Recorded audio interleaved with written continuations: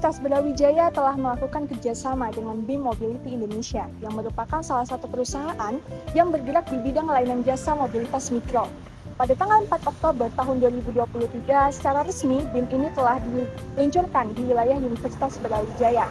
Pengadaan BIM ini sendiri oleh Badan Pengelola Usaha merupakan salah satu perwujudan nyata akan adanya green concept dengan cara menyajikan berbagai fasilitas penunjang yang pastinya bersifat ramah lingkungan. Dengan adanya pengadaan BIM ini sendiri diharapkan emisi-emisi karbon yang dihasilkan oleh kendaraan bermotor yang dikendarai oleh mahasiswa setiap harinya dapat berkurang. Selain itu pula dengan adanya BIM ini diharapkan pergerakan mahasiswa dari satu tempat ke tempat lainnya dapat dipermudah. Di Universitas Brawijaya, BIM menghadirkan satu jenis armada, yaitu BIM Rover. BIM Rover ini memiliki batas kecepatan 25 km per jam, serta dilengkapi dengan fitur teknologi IoT, yang dimana fitur teknologi ini bisa mendeteksi berbagai permasalahan yang ada. BIM juga dilengkapi dengan baterai cadangan, yang dimana baterai ini bisa diganti. Hadirnya BIM di Universitas Brawijaya diharapkan bisa memberikan alternatif transportasi yang efisien, aman, serta terjangkau.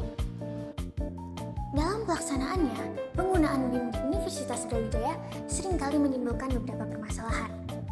Permasalahan yang sering dikeluhkan oleh mahasiswa adalah terkait dengan masalah keamanan, baik bagi pengguna maupun bukan. Permasalahan ini seringkali kita dengar desas-desusnya, seperti di media sosial seperti Twitter, maupun kita dengar secara langsung. Oleh karena itu, kami dari tim Social Project Sosiologi Hukum kelas G, kelompok 1, akan membahas lebih lanjut mengenai permasalahan-permasalahan tersebut, serta memberi masukan bagaimana solusi yang dapat diterapkan.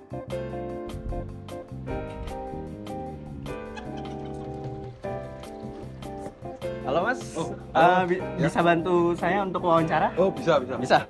Terkait BIM ini ya Mas? Oh BIM ya. Masnya sendiri pernah naik BIM untuk Masnya sendiri? Saya belum. Oh belum pernah ya, berarti non pengguna BIM ya? Ya non. Pertanyaan pertama saya terkait Masnya sebagai non pengguna BIM, Ya, Mas. apakah Anda pernah mengalami situasi di mana perilaku pengguna BIM mengganggu atau mengancam keselamatan Anda sebagai pejalan kaki?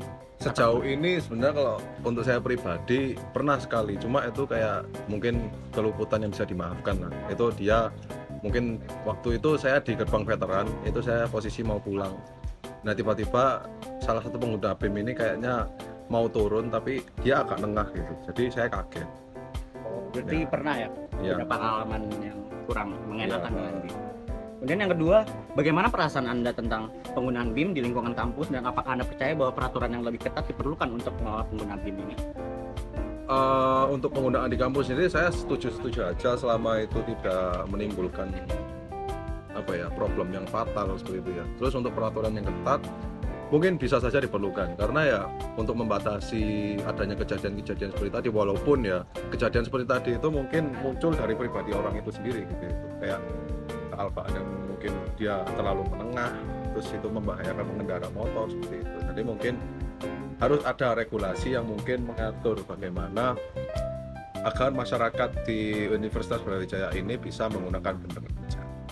Oke, dari Masnya sendiri ini terakhir apa yang Anda pikir bisa dilakukan untuk meningkatkan fasilitas dari BIM ini sendiri terhadap aturan lalu lintas di antara pengguna BIM?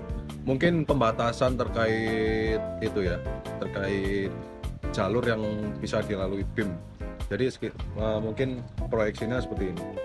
Jadi mungkin disisakan beberapa meter lah untuk Seperti jalur sepeda? Iya, seperti jalur sepeda agar menghindari pemotor yang terganggu dengan BIM dan juga BIM yang terganggu dengan pemotor. Mungkin seperti itu. Jadi dipisah jalurnya seperti itu? Iya, ya, mungkin sepeda. sejauh ini seperti itu. Oke, baik, itu aja. Makasih banyak ya. Dengan Mas siapa tadi? Dengan Mas Fadel. Dengan Mas Fadel, siap. Fadel. Terima kasih.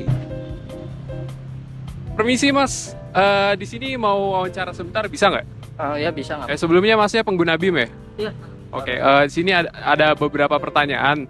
Mungkin langsung aja pertanyaan pertama, sebenarnya apa sih yang mendorong Masnya untuk menggunakan BIM sebagai sarana transportasi di lingkungan UB ini? Ini sih tadi kebetulan pengen ke CL kan tapi susah ngeluarin motor gitu, jadi akhirnya milih naik BIM aja gitu biar gampang kesananya. Karena emang lebih simpel aja Mas ya. Oke, mungkin langsung ke pertanyaan kedua ya Mas ya.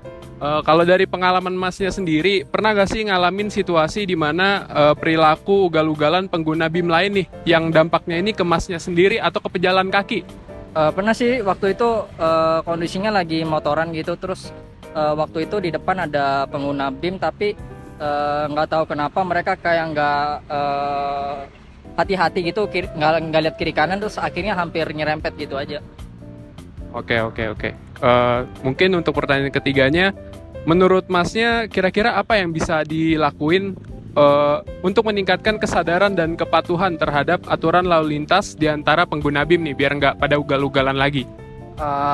Mungkin dari pihak UB-nya sendiri ya, atau ini mungkin kan di EVA, jadi mungkin bisa ikut turut serta gitu buat menghimbau para pengguna BIM gitu supaya tertib lah selama menggunakan BIM di kawasan UB, karena kan nggak cuman mereka aja yang menggunakan jalan di UB ini kan, jadi itu sih menurut saya. Oke, thank you. Tadi sama Mas siapa tadi namanya? Adit. Oke, thank you Mas ya. Permisi Mas, saya boleh interview terkait BIM? Terkait Mas, oke. Masnya dengan namanya siapa? Reynaldi. Renaldi, oke. Mas Renaldi, saya di sini ada beberapa pertanyaan Mas. Untuk yang pertama itu, apakah Anda pernah mengalami situasi di mana perilaku pengguna BIM ini mengganggu atau mengancam keselamatan Anda sebagai pejalan kaki atau pengendara sendiri? Kalau sebagai pengendara pernah ya. Waktu itu dibawa mobil di bundaran, terus tiba-tiba dari sisi kanan langsung disalip sama BIM. Jadi Mas sendiri sudah pernah ngalamin ya? Baik Mas, lalu untuk pertanyaan selanjutnya, bagaimana perasaan Mas ini tentang penggunaan BIM di lingkungan kampus, dan apakah Mas ini percaya bahwa peraturan yang lebih ketat diperlukan untuk mengelola perilaku pengguna BIM? Jelas peraturan yang lebih ketat diperlukan. Kalau misalnya dibuat jalur khusus buat BIM itu supaya mereka nggak masuk ke jalurnya pengendara yang umum. Soalnya kita lihat sendiri pengendara BIM ini juga sering ngelanggar tata tertib lalu lintas. Ya benar. Lalu yang terakhir, apa yang Mas pikir bisa dilakukan untuk meningkatkan kesadaran dan kepatuhan terhadap aturan lalu lintas di antara pengguna BIM? Ya mungkin disosialisasikan ya sebelum bagi pengguna BIM itu di tempat-tempatnya itu ada petugas yang jaga, yang menerangkan lah BIM ini digunakan seperti apa. Terus kedua ya itu tadi dibangun aja jalur khusus buat BIM, jadi mereka nggak bisa seenaknya gitu buat gunain BIM. Baik Mas, tadi dengan Mas siapa namanya? Renaldi. Oke Mas, makasih banyak ya Mas sudah mau interview Mas. Berdasarkan hasil wawancara tadi, dapat ditarik kesimpulan bahwa masih banyaknya pengendara BIM yang ugal-ugalan dan berbahaya di daerah Universitas Brawijaya yang menimbulkan berbagai dampak yang negatif bagi sesama pengendara BIM maupun bagi pengendara motor lainnya dan pejalan kaki. Dampak yang dirasakan dapat dibagi menjadi dua, yaitu dapat menyebabkan kecelakaan antara pengendara BIM dengan motor lainnya atau pejalan kaki. Kemudian yang kedua yaitu pengendara BIM yang ugal-ugalan dapat menghadirkan rasa takut dan khawatir bagi pengendara motor lainnya dan pejalan kaki. Dalam hal ini, kelompok kami merasa diperlukannya dibuat regulasi yang mengatur penggunaan BIM yang dapat ditujukan dalam peraturan rektor disertai sosialisasi akan regulasi tersebut. Harapannya, dengan dibuat regulasi tersebut dapat mengurangi dampak negatif yang ditimbulkan oleh pengendara BIM yang ugal-ugalan serta dapat meningkatkan keselamatan di jalan raya.